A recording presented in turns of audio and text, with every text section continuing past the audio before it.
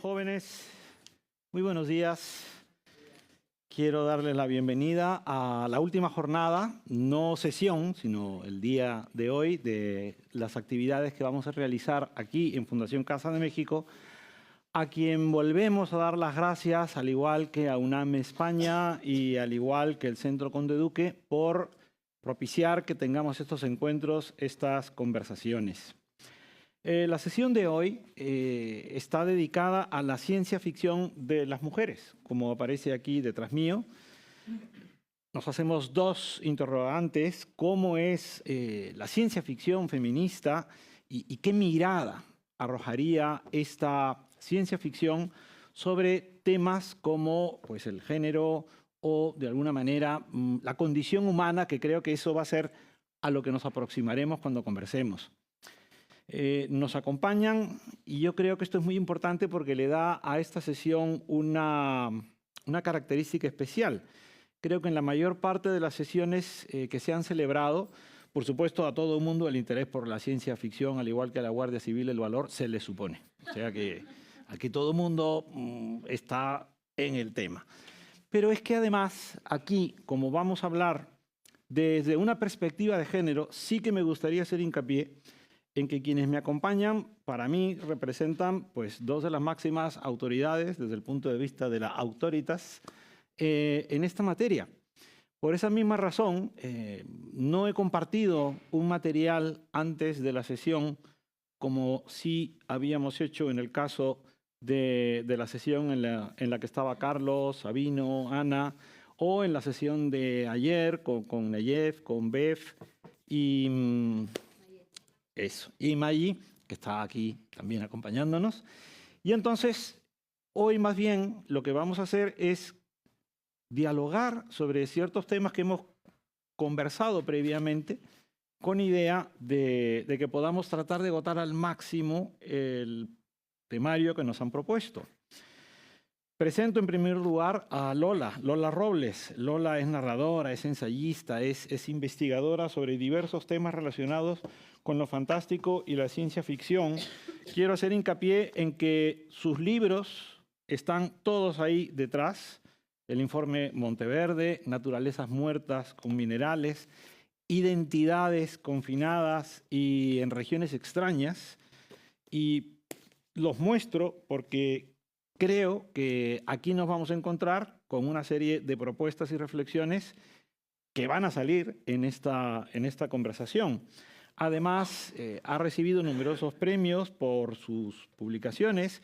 Yo quiero cargar la suerte, sobre todo en todo lo que tiene que ver con los ensayos, porque su mirada no solamente es una mirada que parte del feminismo, sino también de la teoría queer, y creo que eso es algo que también va a enriquecer esta conversación. También nos acompaña Teresa López Pelliza, que tiene un cargo que a mí compite con el de Carlos Briones. Es directora del Laboratorio de Estudios del Futuro. Esto ya ni Hacienda tiene una cosa por el estilo. Por supuesto, domiciliado en la Universidad de Alcalá de Henares. Es autora de un libro que además he tenido la ocasión de comentar en más de una circunstancia, que es la historia de la ciencia ficción latinoamericana. Para muchos de los que hemos nacido en los países hispanoamericanos, probablemente hasta que no ha aparecido el libro de Teresa no contábamos con un estudio que hiciera la cartografía de todo este grupo de escritores. Por ejemplo, José Adolf, por ejemplo, que nunca había aparecido en ningún inventario, un escritor peruano-alemán. Y por supuesto, ambas. Bueno, hay un libro de Teresa ya al fondo, que es Patologías de la Realidad Virtual, publicado por el Fondo de Cultura Económica. Me hubiera gustado que esté presente también el libro que he citado de Iberoamericana Ferwet. Pero también ambas, Lola y Teresa, han editado antologías de relatos de escritoras que abordan el tema de la ciencia ficción desde esta perspectiva, y además con títulos muy sugerentes: Distópicas y Poshumanas.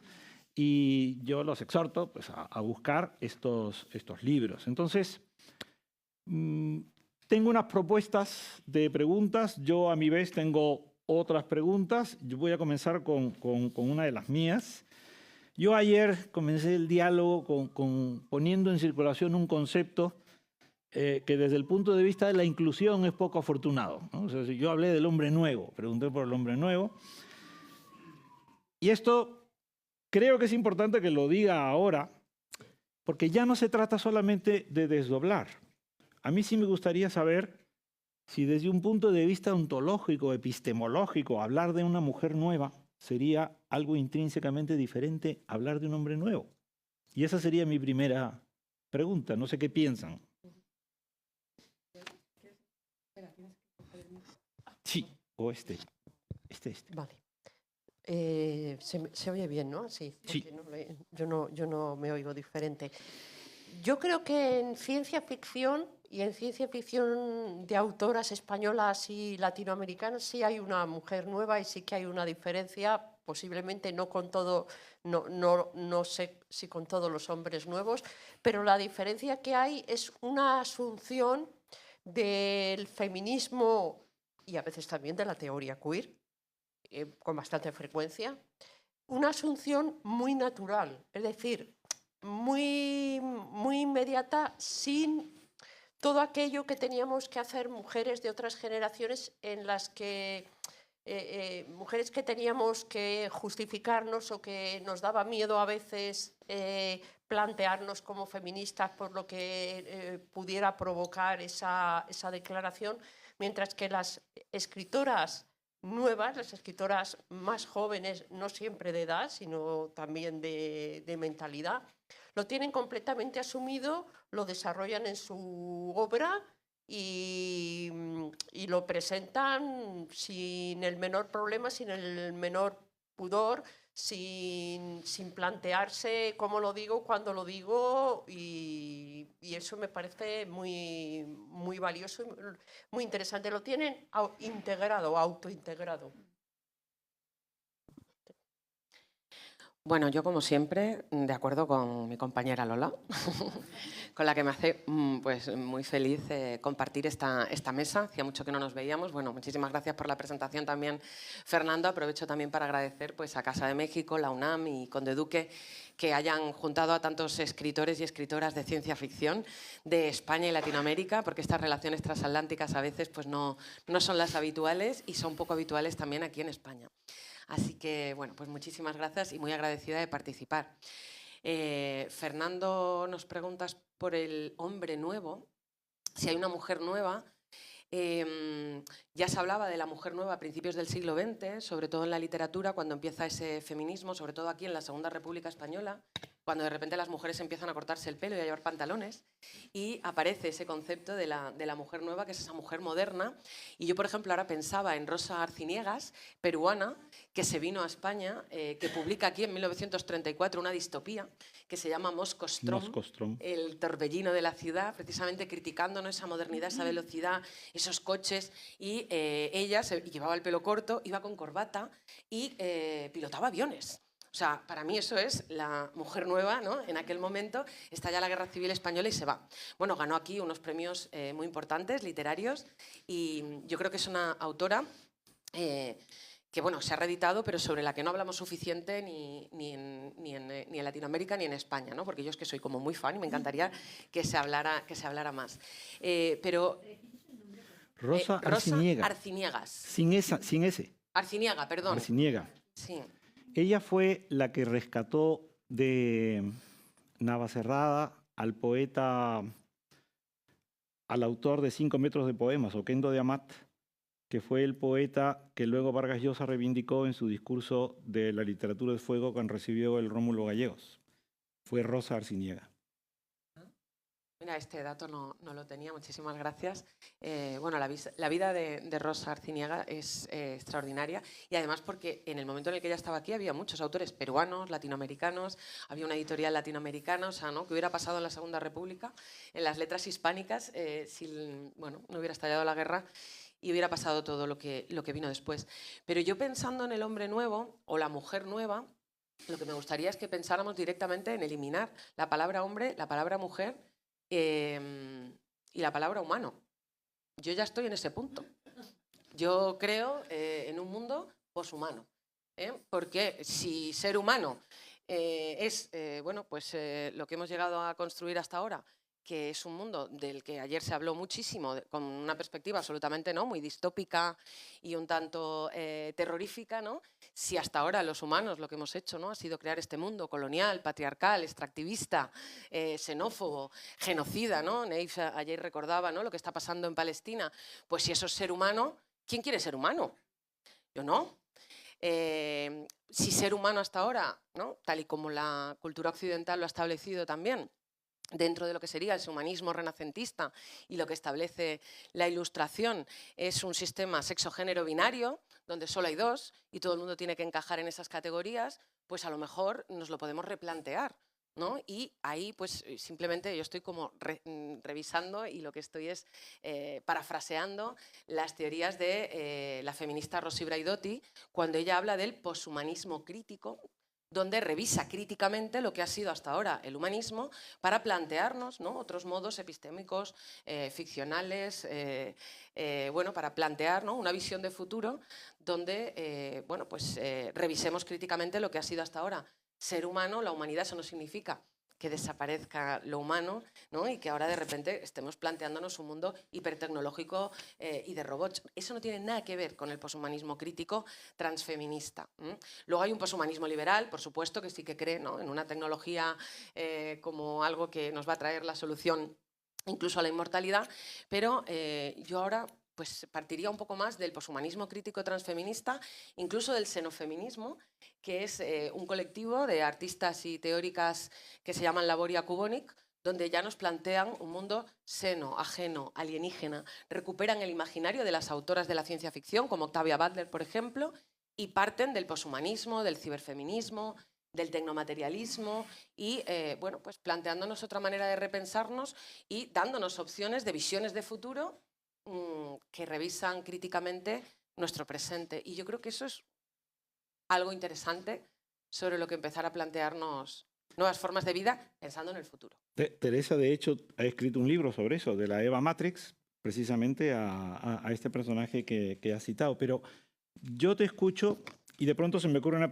una repregunta que, al hilo de algo que preguntó Luis en la primera mesa cuando estábamos con Sabino y con Carlos, sobre la relación entre el realismo mágico y la ciencia ficción. Y puso el ejemplo de Pedro Páramo. Yo de pronto, cuando muchas veces escucho, digamos, reflexiones como la que has planteado, de cómo el ser humano en el que nos hemos convertido no es deseable, y a partir de allí hay muchas ficciones distópicas, casi todas, donde lo que se produce es una especie de reseteo y la humanidad comienza de nuevo. Pienso en la serie Galáctica, por ejemplo, que a lo mejor alguno vio. A mí me parece que esa es una especie de nihilismo primermundista. Es decir, que a lo mejor esa ciencia ficción con ese hastío, que lo comprendo, pero que es como muy característico del primer mundo rico. A lo mejor en el tercer mundo latinoamericano incluso, esa idea de reseteo de la humanidad, y aquí recuerdo la pregunta de Luis, va más hacia ese espacio real maravilloso. Se vuelve a hablar de la madre tierra, se vuelve a hablar de la voz de las criaturas, de los animales, de las plantas, lo que dijo Neyef ayer, ¿no? La Wood Wide Web, que me encantó esa idea, que me pareció muy poderosa. ¿Te parecería que lo que digo es muy disparatado, lo que Lola, Teresa? ¿Es posible hacer esa diferencia entre lo que sería una especie de propuesta distópica, utópica del primer mundo con respecto al tercero? Bueno, me alegro de que me hagas esta pregunta. Gracias. A ver, no, es súper interesante lo que planteas, pero fíjate que yo cuando estoy hablando del poshumanismo crítico transfeminista no estoy pensando en resetear la humanidad ni de repente destruir todo lo que conocemos para empezar de cero, que es alguna de las propuestas que se hacen, ¿no? Esto no tiene solución, ¿no? Y que sería pues ese pensamiento más Bakunin, ¿no? Anarquista de destruyámoslo todo para reconstruirlo nuevamente. No.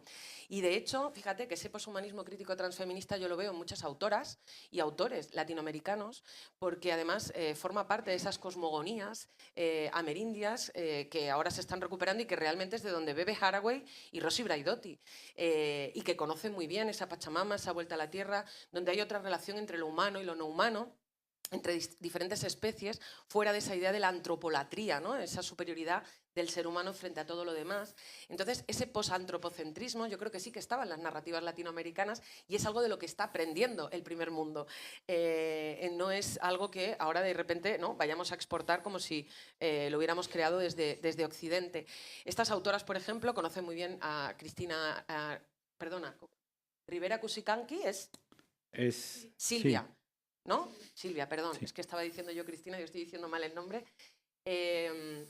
Y bueno, ayer se citaron aquí varios autores también que trabajan en esa línea, ¿no?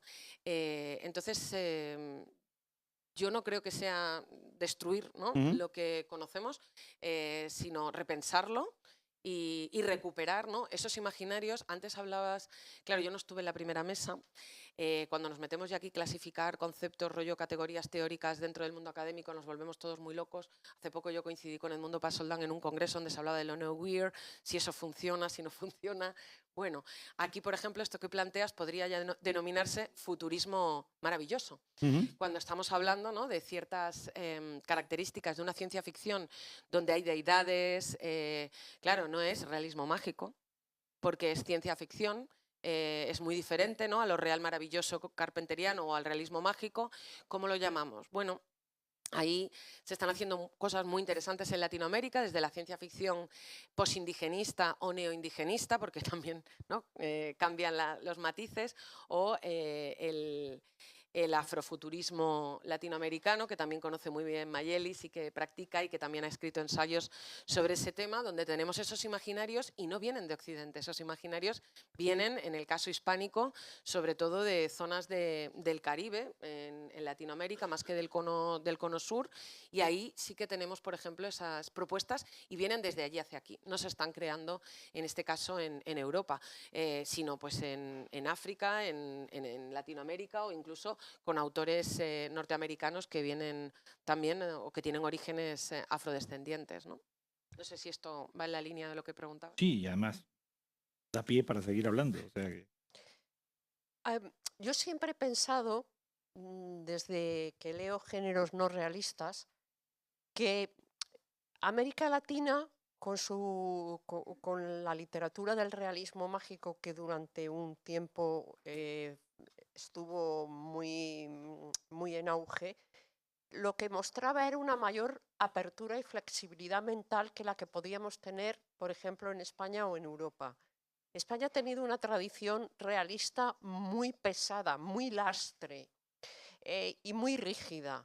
Eso, por fortuna, ahora ha empezado a cambiar. Igual que ahora en América Latina también se escribe una ciencia ficción más tecnológica o más científica o más propia a la vez.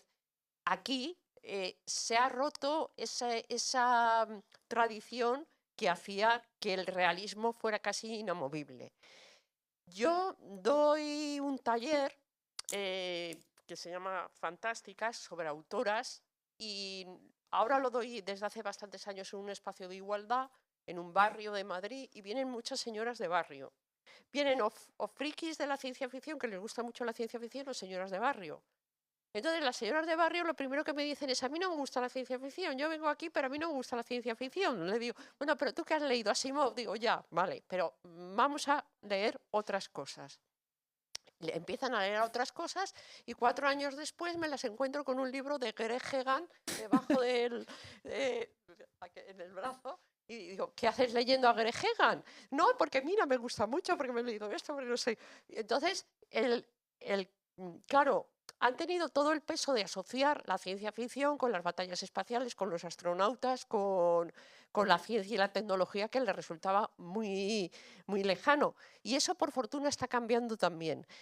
Pero también hay otro punto que yo añadiría, y es que efectivamente en el primer mundo tenemos una gran tendencia a decir que todo va muy mal, que estamos muy mal, todo es horroroso, es una distopía, todo es espantoso, pero en realidad yo creo que eso no lo creemos, pero solo no lo creemos en una parte, porque si realmente no lo creyéramos, no podríamos vivir. Evidentemente hay muchas cosas en el mundo que están muy mal. Hay problemas políticos, ahí están las guerras de Palestina, está la guerra de Ucrania, están muchas otras guerras poco no tan difundidas como estas, pero ese amor a la distopía y ese regodeo en la distopía del primer mundo llega a ser un poco irritante porque en el fondo lo hacemos desde nuestro sofá. De hecho, yo te agradezco, Lola, este otro punto de vista que complementa lo que decía Teresa, porque ya ayer escuchábamos en la mesa donde estaba Edmundo con David, cómo a lo mejor lo que hay que hacer es no reproducirse, ¿no? Por ejemplo, la idea de que el ser humano es la especie invasora sobre la Tierra, con matices, es algo que escuchamos muchas veces. Y probablemente en el contexto latinoamericano, africano, en fin, del tercer mundo, lo que hay es que cambió la dirección de la mirada del otro de Todorov, donde ahora el otro es ese occidental invasor. Entonces, desde ese punto de vista, el que antes supuestamente era observado, lo que tiene es una visión que rompe el paradigma. A mí siempre me parecía que esto de la mirada del otro era una especie de coquetería occidental, de que quiere que lo miren, ¿no? Pero esto es interesante porque sitúa el eje de las miradas en otro lugar. Pero podemos volver sobre esto en el coloquio. Ahora sí, me gustaría incorporar una de las preguntas que comentamos previamente. Ustedes son estudiosas de la escritura feminista sobre ciencia ficción, sobre anticipaciones del futuro. Y verdaderamente una mesa como esta es una mesa que uno se puede preguntar qué sentido tiene seguir celebrando estas mesas cuando ya ni masculino, ni femenino, ni siquiera humanos, ¿no? Sino beings, o sea, ya no human beings, sino beings, o sea, being, o sea, ¿tiene sentido seguir hablando, organizando sesiones como estas, la perspectiva del feminismo, la perspectiva, digamos, humana o no humana? Me parece que esa conversación que ustedes no presenciaron porque era previa a esta sesión, sí que puede ser interesante que la traslademos. Llega un momento en que cuando te invitan a una mesa para hablar de ciencia ficción y mujeres, mujeres en la mujeres autoras de ciencia ficción o de fantástico tal, te planteas otra vez lo mismo. Entonces, en ese sentido, no, ya no tiene sentido, ya no se puede hacer de la misma manera porque los cambios que ha habido y estamos circunscribiéndonos al ámbito latinoamericano español han sido enormes, es decir, ahora hay muchísimas más autoras escribiendo. ¿Qué sentido podría tener? ¿Qué mirada podría hacerse? ¿Desde qué perspectiva?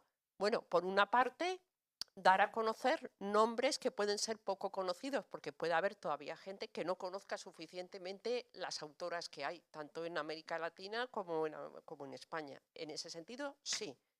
Pero también hacerlo desde otra perspectiva más feminista, porque nosotras no solamente hemos trabajado desde la perspectiva feminista, sino desde lo que es la investigación para la recuperación de autoras, fueran autoras feministas o no lo fueran.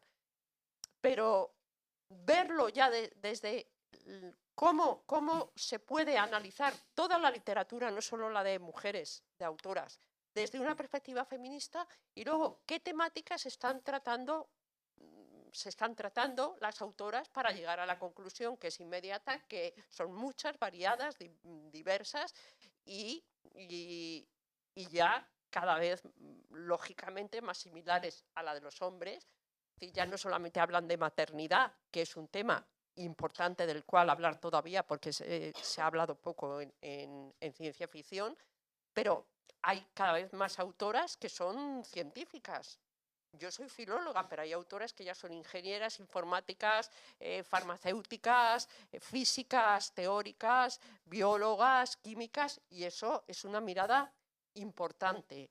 Entonces ya en ese sentido hay una mayor equiparación y ya se puede hacer un trabajo más por temas.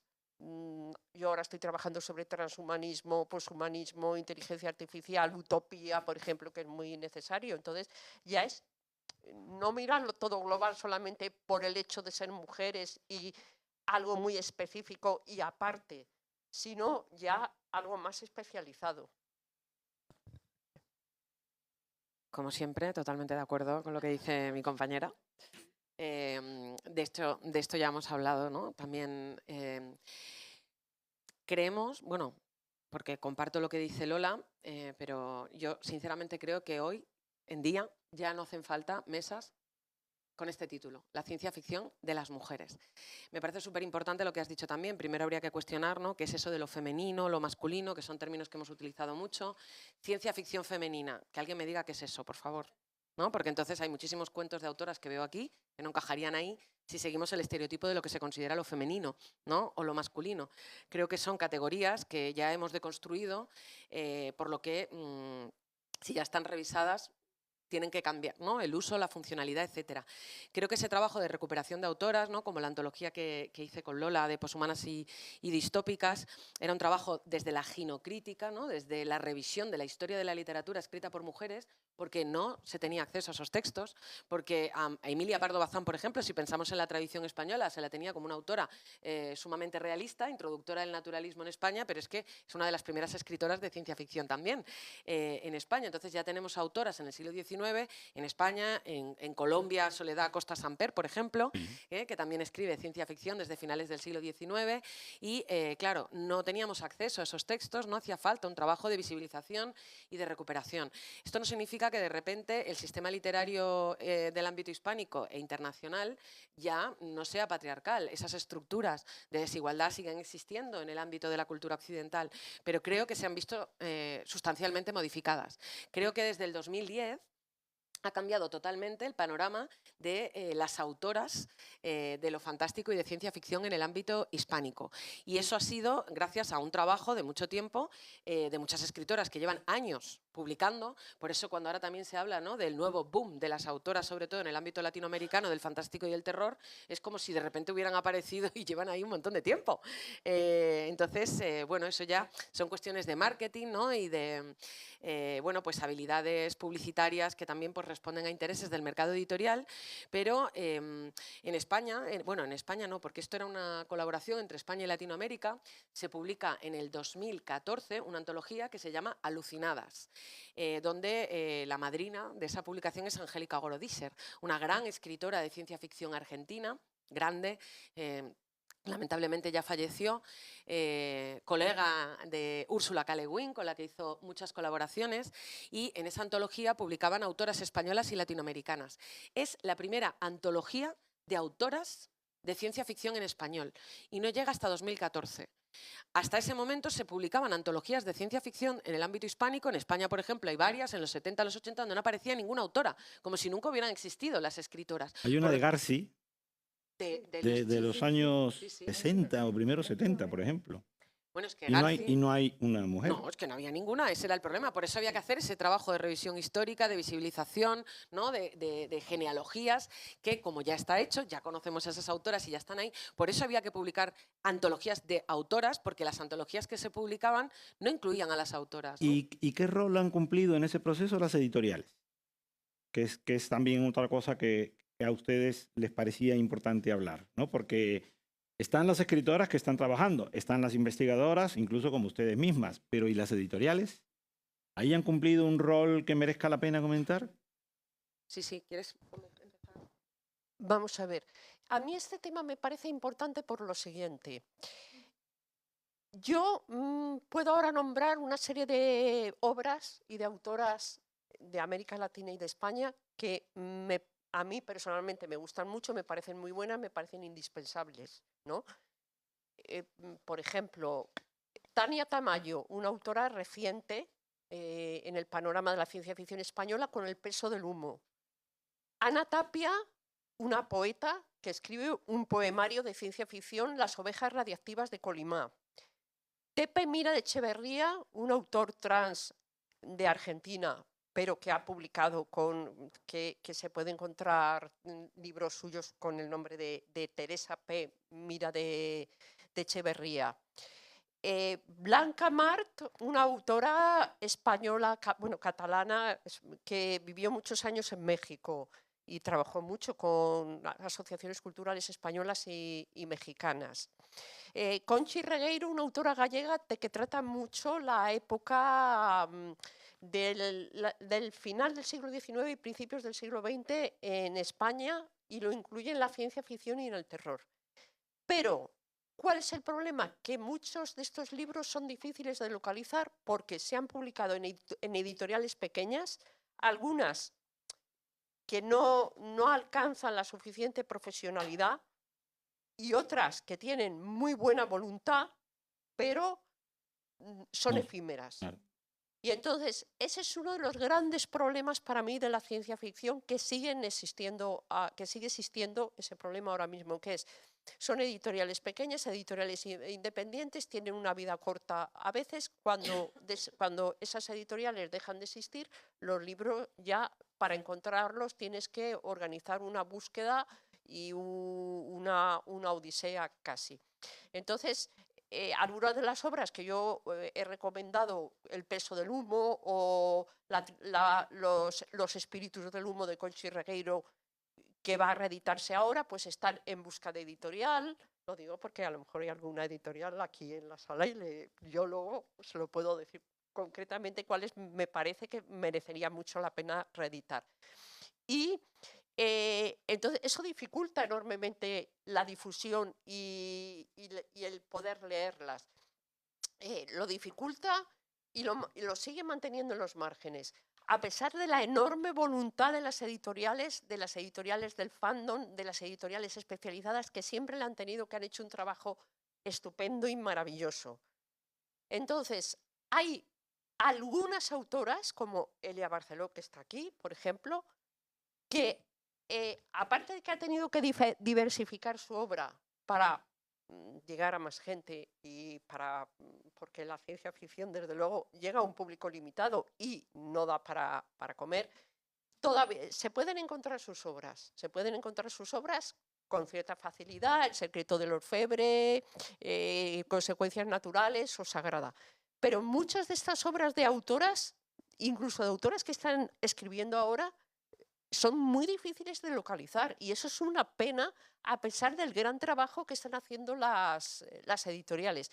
De América Latina, por fortuna, tenemos la suerte de que ahora nos llegan en editoriales como, por ejemplo, Páginas de Espuma, textos muy buenos y muy seleccionados, pero aquí está saliendo toda una cantera de autoras y de autoras y hay otras autoras que ya llevan más tiempo, pero que tendrían que tener más cauces, más canales para publicarse y difundirse. Lo digo yo también por mí misma, que tengo también esa dificultad, para que te lean, para que te publiquen, para que te editen, para que te conozcan, para que te difundan. Y sigue siendo uno de los grandes problemas de los géneros no realistas. Abarca toda la literatura, porque ya sabemos cómo es el panorama actual, en que hay una sobresaturación, pero especialmente se da en la ciencia ficción, no solo de autoras, también les pasa a los autores varones, pero a mí me parece importante comentarlo. Teresa. Bueno, pues además de todo lo que ha comentado Lola, ¿no? Creo que para que se produjera ese cambio, ¿no? Ese punto de inflexión en la visibilización de las autoras y ese cambio de paradigma, fue muy importante la labor de las editoriales, sin lugar a dudas. Las revistas, editoriales, traductoras, editoras, que se ponen a trabajar, ¿no? en todo esto. De hecho, la propuesta de Alucinadas surge de un proyecto editorial con Spórtulas, una convocatoria abierta. En el ámbito anglosajón, la primera antología se publica en la década de los 70, la primera antología de autoras de ciencia ficción, pero en el ámbito hispánico, pues eso, no llega hasta 2014, pero ahí ya de repente empiezan a aparecer también más editoriales en el ámbito hispánico que están dirigidas por autoras también. Y eso hace, ¿no?, que se reediten y se publiquen pues, más textos de autoras. Yo aquí, bueno, en esas fechas, cuando sale la antología Alucinadas 2014, en México, por ejemplo, BEF publica una antología de autoras mexicanas, La loca de la casa, donde también ahí tenemos de repente, ¿no?, un elenco de muchas escritoras que están publicando. En Cuba, Raúl Aguiar publica Deuda temporal, con un recorrido también genealógico de escritoras cubanas de ciencia ficción. Son textos muy útiles que hacen que todo esto pues, vaya cambiando. En España, por ejemplo, existe el proyecto La nave invisible, que son todo lectoras, editoras, traductoras y escritoras que ponen en marcha esta página web donde empiezan a incluir información sobre autoras, pero autoras de diferentes nacionalidades, ¿no?, para que tuviéramos acceso a lo que escribían estas escritoras de ciencia ficción. Ese proyecto está hermanado con La ventana del sur en Chile, que empezaron a hacer esto con escritoras del ámbito latinoamericano y de hecho publican Imaginarias, que es una antología de escritoras chilenas de ciencia ficción. Sería un proyecto análogo al de Alucinadas que sale posteriormente en Chile. Editoriales que yo creo que han recuperado a autoras de una manera importante en Latinoamérica de ciencia ficción. Estoy pensando, por ejemplo, en bueno, el proyecto de Liliana Colacci, Dundum. Estoy pensando en Vestigio, en Colombia, dirigido Gracias, por Socorro Rodrigo. Venegas en la UNAM. Por ejemplo, Socorro, efectivamente, en la UNAM. Imbuche Ediciones en Chile, que la dirige Macarena Cortés, donde ha recuperado, por ejemplo, a Elena Aldunate, que es una grande y una clásica de los 60 y de los 70, escritora chilena. Macarena, además, es investigadora también, especialista en ciencia ficción andina.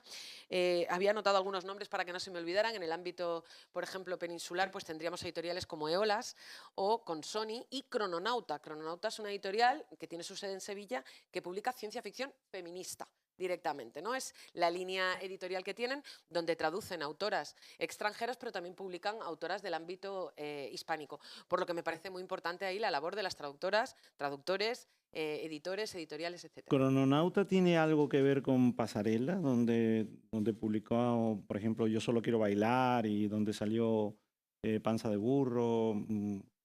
Yo Es que creo solo no. publican autoras, ¿ah? Es decir, es una editorial sevillana que solo publica autoras. A mí no me suena, no, yo creo que no.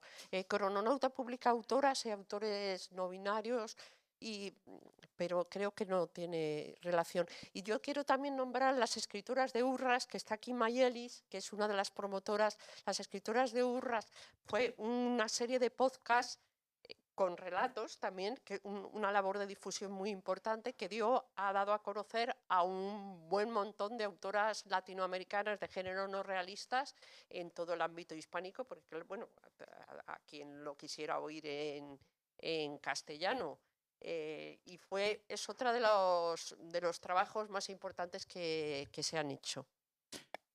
Yo no quisiera que el tema de las editoriales se prolongara mucho más, pero como han citado Páginas de Espuma, y a mí me parece que Páginas de Espuma es una editorial, además es mi editor, Juan Casamayor, pero claro, cuando Juan anuncia que va a crear una editorial que solo va a publicar cuentos, relatos, todo el mundo pensó que eso iba a ser un fracaso.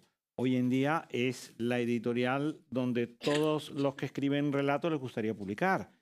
Entonces yo lo que pienso es que aquí es claro que falta una visión más ambiciosa de un proyecto editorial que le dé a la ciencia ficción pues el empuje que Juan Casamayor le dio al cuento. Entonces creo que todo ese panorama que han descrito de distintas escritoras, revistas, editoriales, lo que eso de alguna manera sugiere es que se produzca una convergencia entre todos, porque si no es como un archipiélago de iniciativas editoriales. Esto lo que reclama es que se pongan de acuerdo y lo mismo allí sale un sello mucho más potente. Páginas de Espuma ha apostado mucho por la calidad y eso es una cuestión importante. Mientras, bueno, dentro de la ciencia ficción pues bueno, hay editoriales más misceláneas, siendo muy honesta, en esto que digo, y valorando el trabajo que hacen, Sí, o sí, sí. gente más novel. Cerbero, por ejemplo, es una editorial pequeña que además no puede distribuir sus libros y que apuesta mucho por la gente joven. Luego está Apache también, pero Apache es una editorial muy miscelánea, publica cosas de muy diferente nivel, digamos. Sí, falta eso que tú dices, Fernando. O sea, Y yo he visto que algunas de las antologías que ustedes han publicado han aparecido en esta La Ballena, que me parece que sí, yo recuerdo también haber publicado algo allí. No es el proyecto de la autónoma sí, sí, del sí. máster de Eduardo, ¿no? Ahí está. Esa fue la primera versión de Distópicas y Poshumanas que luego se ha publicado en Eolas, Ya. que es una editorial también Sí, de León muy, muy maja y muy seria, pero apuesta más por lo insólito, ¿no? y lo Eolas. fantástico. No, también ciencia También ficción. ciencia Y tiene una ficción, línea de sí, ensayo, ¿no? En las, sí. bueno, en relación a esto, por ejemplo, de las editoriales y para que veamos cómo ha cambiado todo, ese proyecto de Poshumanas y Distópicas, que es esta antología que hicimos con Lola bueno, y al principio también con la escritora Sofía Rey, que era pues esa revisión histórica, ¿no? De autoras de ciencia ficción, en este caso españolas, desde el siglo XIX hasta hoy. Tardamos 4 años en que alguien quisiera publicarla. ¿Vale? Ahora que se dice, no, tantas autoras, ahora las conocemos todas, en aquel momento nadie apostaba por autoras de ciencia ficción y fantástico, y menos cuestiones no miméticas y no realistas. Hablamos con muchísimas editoriales, no voy a contar así abiertamente y públicamente algunas con las que luego he hablado, que me dijeron, pero ¿por qué no trajiste el proyecto después de que todo cambió y de repente las autoras tenían otra repercusión? Digo, sí te lo envié. Pero claro, ahora lo ves con otros ojos porque las cosas han cambiado. Por eso estamos diciendo, ¿no?, que afortunadamente, pues eso, las cosas han cambiado mucho. Y fue efectivamente Eduardo Becerra, que estuvo aquí ayer, que es el director del máster de edición de la Universidad Autónoma de Barcelona, de Madrid, De perdón. Madrid. Es profesor además catedrático de literatura latinoamericana, pues le hablamos del proyecto y dijo, pues a mí me parece interesante, saquémoslo. Y la primera vez que sale esta antología de escritoras españolas de ciencia ficción, sale con un proyecto editorial de proyecto de fin de máster, con la editorial La Ballena, una tirada muy breve que, bueno, pues se agotó rápidamente y que, claro, como era una cosa muy particular, ¿no?, con la editorial pues vinculada al proyecto del máster, pues luego la conseguimos reeditar con la editorial Eolas, que efectivamente tiene sede en León, en la Donde colección que está dirige Natalia Álvarez, Natalia Álvarez, que es especialista también en literaturas de lo insólito, una compañera profesora de la Universidad de León. Y que también sepan, por si aquí hay escritores y escritoras de estos temas, que por ejemplo los que somos amigos de la editorial proponemos manuscritos y además estamos obligados a prologarlos. Yo he prologado como 3 de Olas, por ejemplo, ¿no? Entonces a mí me parece que esa es otra opción. Paso página y formulo una de las preguntas que yo tenía previstas, aunque me puedo imaginar por tu primera intervención, Teresa, que cuál puede ser la respuesta, pero la quiero formular igual.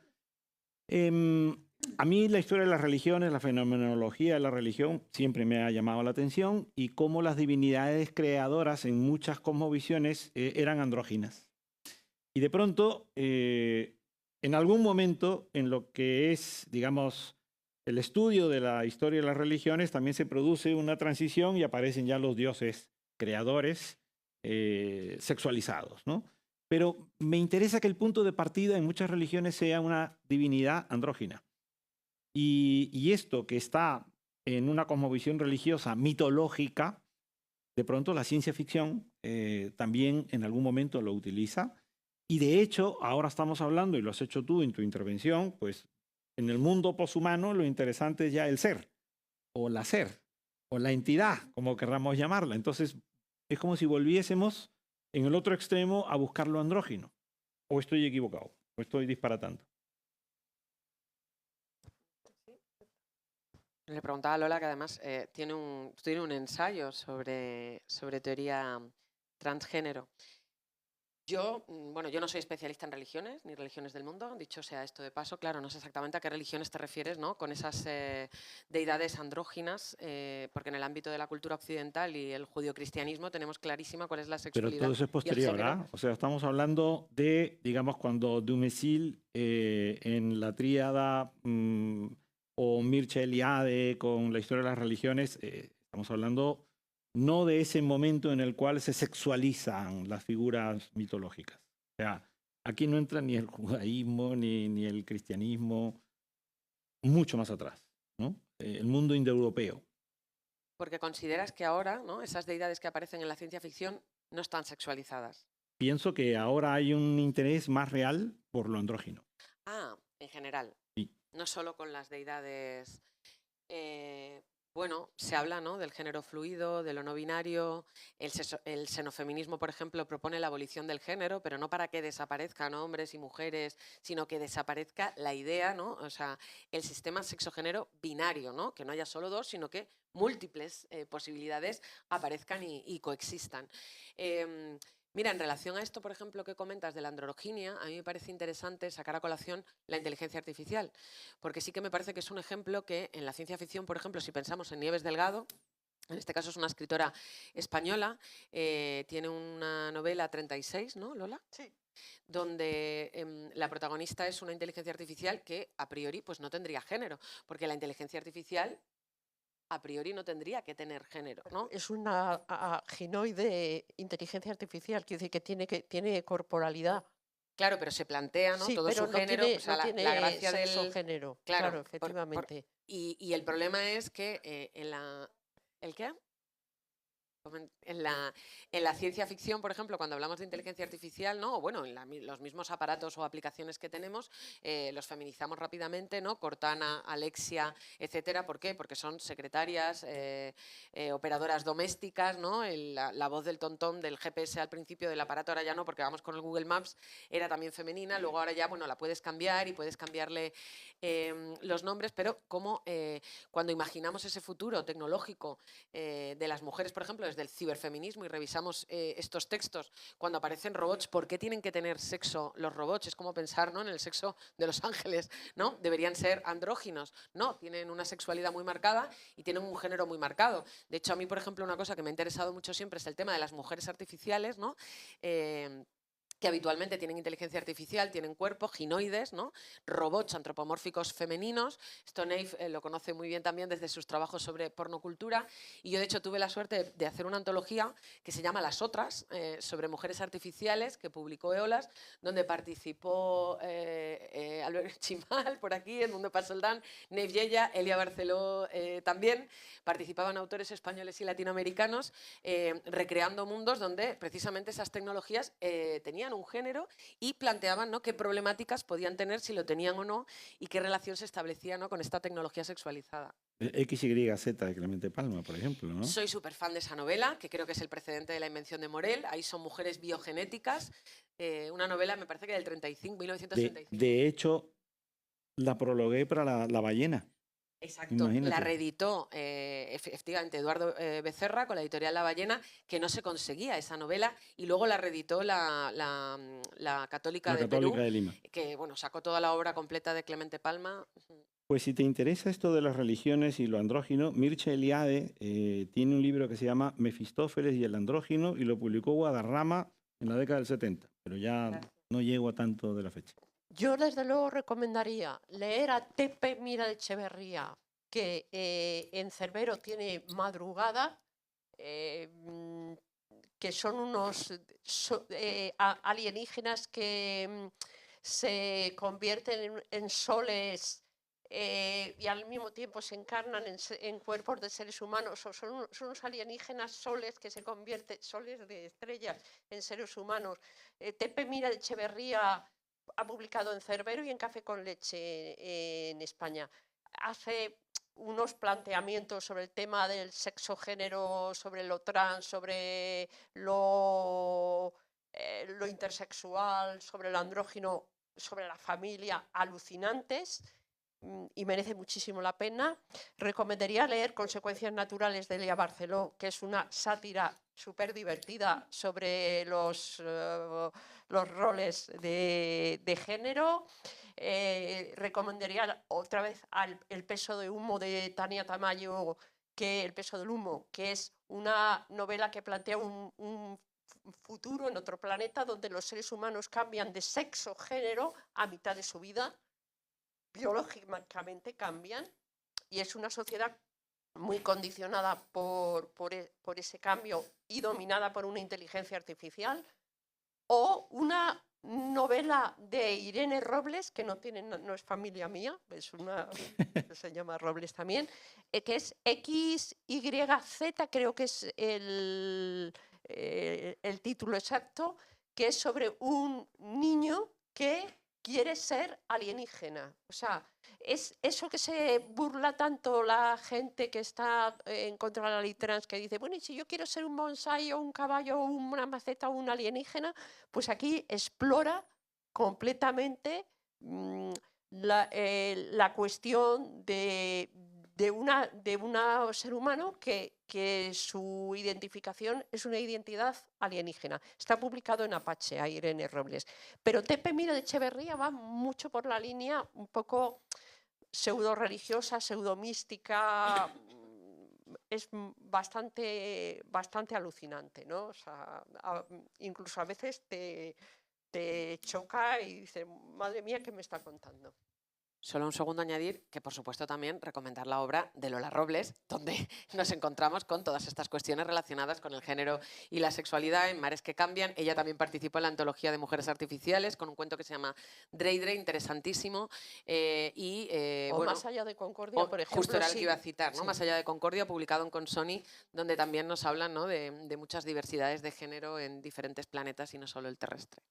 Yo creo que hemos tocado muchos de los temas que habíamos hablado, nombres de autoras, editoriales, la pertinencia o no de estas convocatorias, pero yo querría, digamos, otra vez volver a esto de la ciencia ficción feminista y tocar uno de los temas que Lola decía, podemos hablar de estos temas porque hay mucho, ¿no? ¿Qué pasa con la maternidad y la sexualidad desde el punto de vista de esa ciencia ficción, entre comillas, feminista? O sea, es un tema que merece que le dediquemos unos minutos de conversación, porque yo creo que allí hay toda una posibilidad a lo mejor de conversación entre nosotros y por supuesto con el público.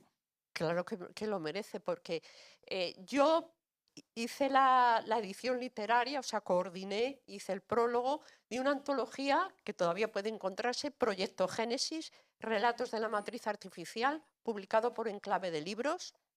Proyecto Génesis son 6 autoras,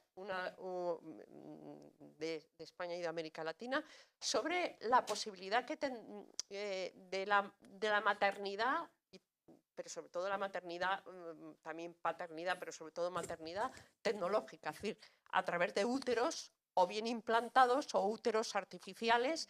Incluso, bueno, hay un relato de Cristina Jurado que imagina una sociedad de seres ovíparos, no vivíparos. Y además o sea, del tema de lo que sería el útero artificial, que eso viene ya desde principios del siglo XX con Un Mundo Feliz, etcétera, es que lo que es el movimiento queer te hace planteamientos como, claro, no solamente es 2 padres, 2 madres, sino un hombre trans que pueda engendrar, gestar y parir, pero ser padre. Todo eso es un campo de enorme interés para la ciencia ficción. Dentro del conflicto que hay ahora mismo con el tema trans, a favor y en contra, la abolición de género, tal, yo creo que la ciencia ficción sería ideal para intentar plasmar en ficciones posibilidades. ¿Cómo sería un mundo donde se abolieran los géneros? ¿Dónde sería un mundo de diversidad y de flexibilidad queer? ¿Cómo sería un mundo donde un hombre trans podría parir a su criatura y ser padre? Eso es uno de los grandes avances de la ciencia ficción, incluso de los ensayos, porque hay muchos ensayos y ensayos feministas que hablan de estos temas, hablan de la maternidad tecnológica, de todo, también del tema sexo-género, y que están especulando y haciendo ciencia ficción. Bueno, cada vez más yo veo a los ensayistas cada vez más animados. ¿Más utópico o más distópico? Pues hay de todo, hay utopía y distopía. Tiende más a haber distopía, pero también hay propuestas utópicas dentro. Por ejemplo, Braidotti a mí me parece que tiene propuestas muy utópicas, ¿no? No sé qué pensarás tú, Teresa, con el poshumanismo. Yo ya lo he Y dicho. Haraway. A mí me encanta lo que proponen Haraway y Braidotti, así como bueno, otras autoras también, ¿no? En relación a cómo repensar nuestra humanidad y bueno, Haraway también nos invita a que dejemos de procrearnos. Eso en el último libro, Seguir con el problema, es una de las cuestiones que plantea, ¿no? La superpoblación, etcétera, y cómo eso lo debemos revisar. Bueno, el tema de la maternidad, como en toda la literatura, ¿no? Y en todo el ámbito artístico, siempre ha estado ahí, ¿no? Pues la muerte, el amor, la maternidad, ¿no? ¿Cómo se aborda desde la ciencia ficción? A mí me parece sumamente interesante, como por ejemplo citabas, ¿no? En Un mundo feliz, ¿no? Cómo la procreación se controla, prácticas biopolíticas, Tú ¿no? dices el mundo feliz. El mundo feliz. El mundo está feliz Es un hoy, mundo- allí atrás, sentado. Bueno, pues yo aquí, por ejemplo, recordaba un cuento que se llama Ciberproletaria, de Claudia Salazar, otra escritora Sí, peruana. peruana, que me parece interesante porque aquí combina la inteligencia artificial. Es una especie de inteligencia artificial como la de Ex Machina, que asesina a su creador y de lo que se da cuenta es justamente de lo que se comentaba en la mesa de ayer y que decías tú y también, que el ser humano es pues el gran virus del planeta y como ella vive aquí y quiere salvaguardar su casa, pues decide que tiene que empezar a poner en práctica una serie de controles, ¿no? de la natalidad para que los seres humanos no exterminen el planeta. Entonces empieza a crear aginoides, gestantes, para que todos los seres humanos se tengan que reproducir de manera artificial y esos nuevos niños que nacen infértiles. Ujú.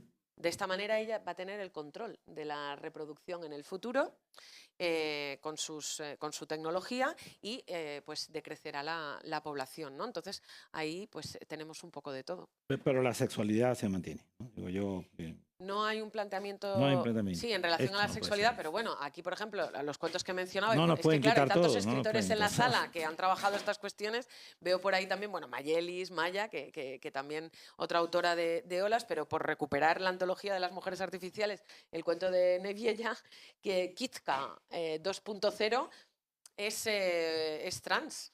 Es un producto que sale ya pensando en la bisexualidad de la población en el futuro, donde ya no vamos a tener, y pensando en el cuento de Nina Cambia, por ejemplo, de Alberto Chimal, es una mujer que después de la Mind Up Loud, ¿no? Transhumanismo donde nos suben a la nube, ya no tiene cuerpo, pero cambia su sexualidad porque ya no desea a su marido, sino a la doctora que le hace el tratamiento. Entonces, bueno, pues vemos cómo ahí hay diferentes opciones y posibilidades, tanto por parte de autoras como de autores dentro de estos imaginarios. Y bueno, hay muchos más ejemplos, perdonadme que no os cite a todos, pero es que sois muchos los que estáis en la sala. Pues abrimos a partir de este momento la posibilidad de conversar con Lola y con Teresa y me gustaría saber pues si alguien tiene alguna pregunta. Aquí Nayef, ¿alguien más, por favor? Otra más. Lo que sugiero hacer es que se formulen las tres del tirón y las responden ambas, pues también en grupo. Nayef. Bueno, nada, gracias, ha estado buenísimo esto, pero me llama la atención porque fíjate, desde mi corta perspectiva, yo veo que la revolución, donde empieza realmente la mujer a aparecer como un protagonista principal, es un poco en el cyberpunk, por lo menos desde mi estrecha visión. Y en el cine, pues es muy claro, ¿no? Cuando tienes a la comandante Ripley y después, después viene ya una ola muy clara de protagonistas femeninas que están en Her o en ella, Ex Machina, y cada vez más, ¿no? Cada vez las presencias femeninas son más determinantes y cambian completamente la narrativa. Es decir, difícilmente podemos encontrar fuera de María en Metrópolis ningún otro personaje femenino en la ciencia ficción cinematográfica. Entonces, no sé si esto, cómo lo pueden ver y cómo lo insertarían en este discurso. Pasamos a la siguiente pregunta, ahí detrás, y luego hay una tercera al fondo. Perfecto. 4 preguntas. Bueno, para seguir un poco con el tema de género, tengo como esta idea que me ha dado vueltas desde hace varios meses y bueno, no tengo tantas lecturas de ciencia ficción, tengo unas lecturas limitadas, pero lo que observo, y es un poco difícil plantear la pregunta entre tantos escritores de ciencia ficción, pero de lo que me he acercado y he leído, me parece que si bien sí coincido con la doctora Teresa en el sentido de que hay una sexualización de las construcciones, de los productos tecnológicos, más los que están asociados como a las funciones administrativas o de cuidado. ¿Qué tanto? Pienso en Blade Runner, por ejemplo. Sigo pensando en Blade Runner porque todavía no salgo de ahí. Siempre vuelvo a Blade Runner y el creador sigue siendo masculino. ¿Qué tanto esto en el desarrollo de la historia del género se ha mantenido? Por una parte, esta producción de los robots como feminizados o cuerpos feminizados, incluso las mujeres trans se plantean como científicas o como productoras de creaciones tecnológicas, porque me parece que incluso ahí cuando se trata de personajes de mujeres trans, justamente pasan de este lado en el que la creación de lo científico sigue cargado hacia el género masculino. Entonces la creación biológica sigue cargada hacia los cuerpos femeninos y la creación de lo tecnológico como si, pues una ausencia también en esa parte de las mujeres como generaciones de ciencia, y bueno, ahí se puede problematizar lo que estamos entendiendo como ciencia o saber. Muchas gracias. Atrás, por favor, y luego aquí delante. Bueno, yo primero quería decir que me ha gustado mucho la mesa y quería preguntaros ya no solo por las escritoras femeninas, sino también por el público femenino, que normalmente dentro de los géneros no realistas parece que el público femenino prefiere preferir la fantasía en vez de la ciencia ficción, sobre todo cuanto más pues, sobre batallitas y naves espaciales es la ciencia ficción.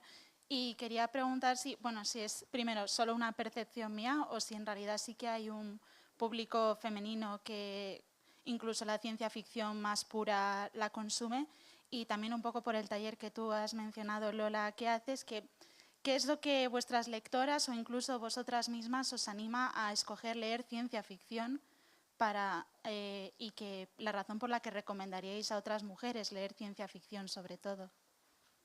Muchas gracias. Y una última pregunta aquí delante, por favor.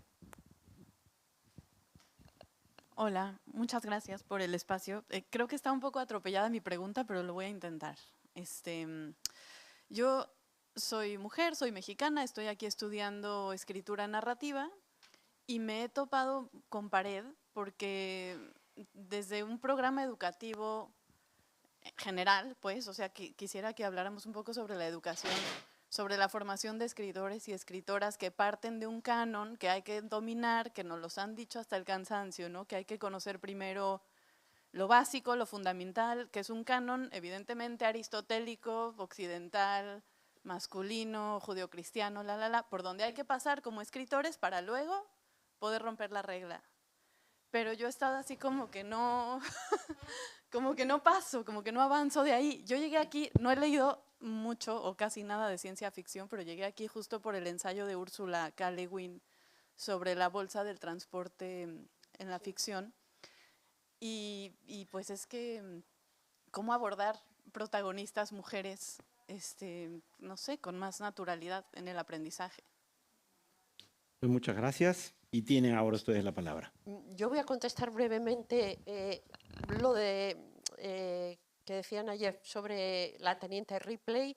Yo vi Alien, la primera, en el cine de mi barrio, de un barrio muy del extrarradio de Madrid, casi cuando se estrenó, al poco después, porque entonces no llegaban las películas inmediatamente, y yo me quedé completamente alucinada. Dije, ¿esto qué es? Pero que es el personaje vamos, la mujer, la única que sobrevive y la que consigue derrotar al monstruo. Para mí fue un antes y un después, o sea, completamente asombrada, maravillada, y desde luego no me lo esperaba, porque yo debía tener entonces, vamos, era 14, adolescente. 14, Pues en 13. el año 78, no sé. Sí, 79, sí, perdón. Efectivamente, tendría por ahí. Efectivamente. Tenía 18. Y luego, en cuanto al público de mujeres, efectivamente leen más fantasía, pero o fantástico, porque lo conocen más. El problema de la ciencia ficción es asociarlo a determinados temas, como son las batallas espaciales, los astronautas, la exploración de mundos, que es también muy interesante. A mí me encantan las historias, las batallas galácticas, las historias de astronautas y la exploración de mundos. Pero cuando les vas presentando textos con los que se puedan sentir más identificadas, incluso cuando han tenido una lejanía con lo científico y tecnológico, que ahora ya no es tanta, lo vuelvo a decir, porque ya hay muchas más mujeres científicas, pero antes sí se notaba más esa brecha respecto de lo científico y tecnológico.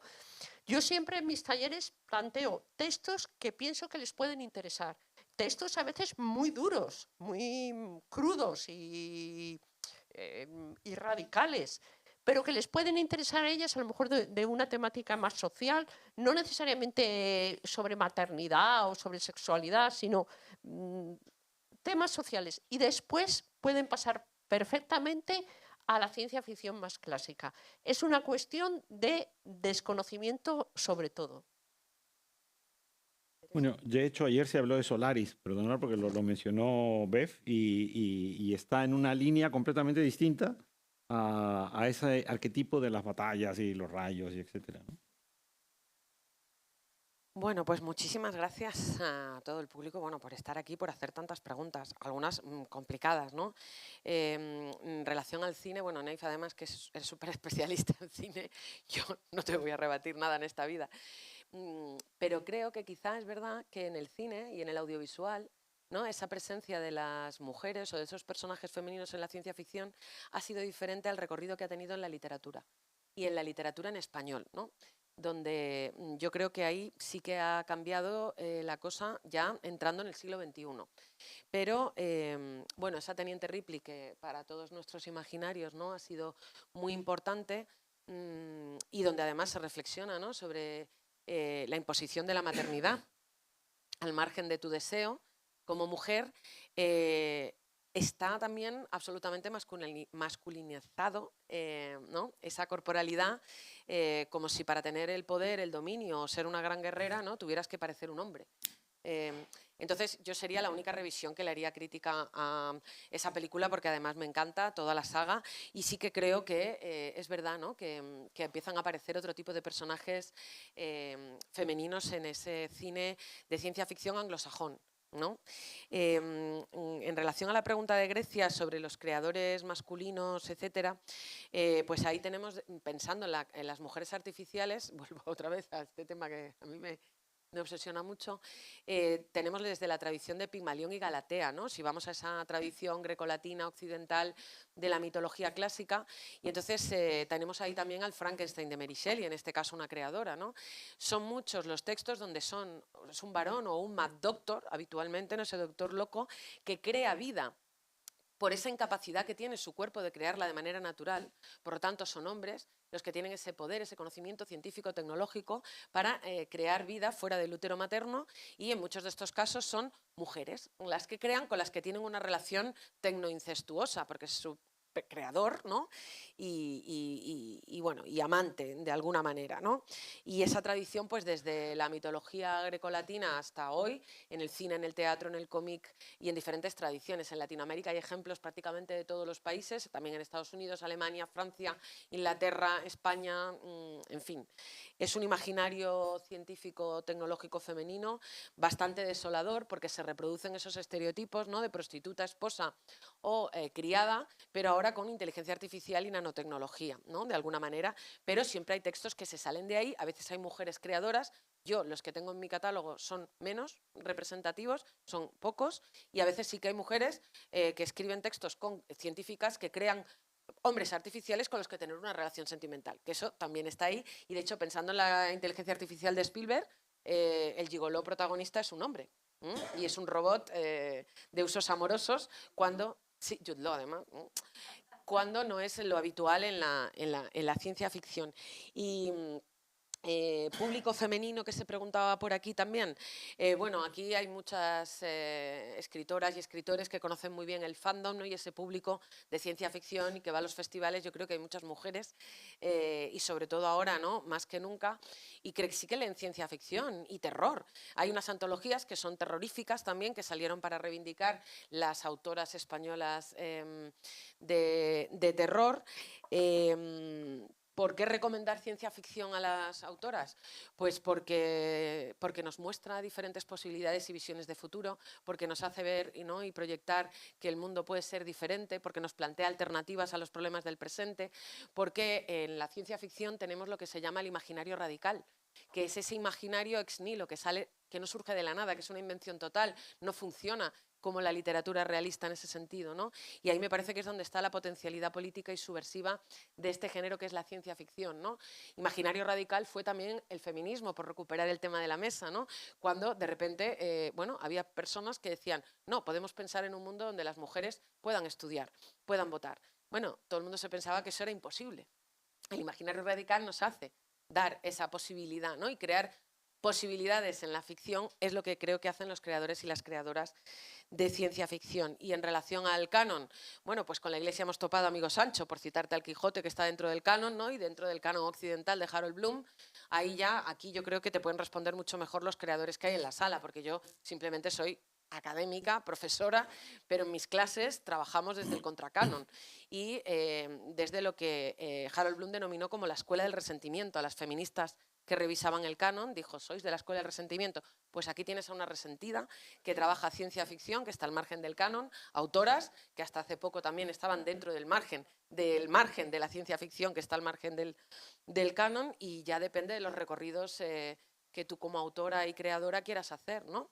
Si quieres seguir la línea del canon o ser exocanónica, por mencionar, ¿no?, a los colegas de la Universidad de Salamanca, pero es que aquí tienes una representatividad de literaturas otras, desde la técnica formal, temática. Bueno, tienes aquí en la sala a gente que creo que te puede responder mucho mejor que yo esa pregunta. No, para mí Canon es una impresora, o sea que ya vamos a dejarlo así y no hay ningún problema.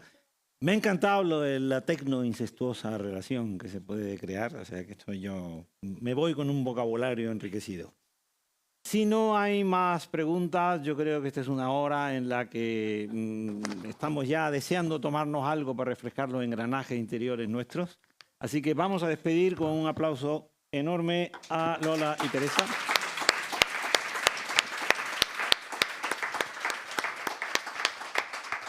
Y les convoco para la última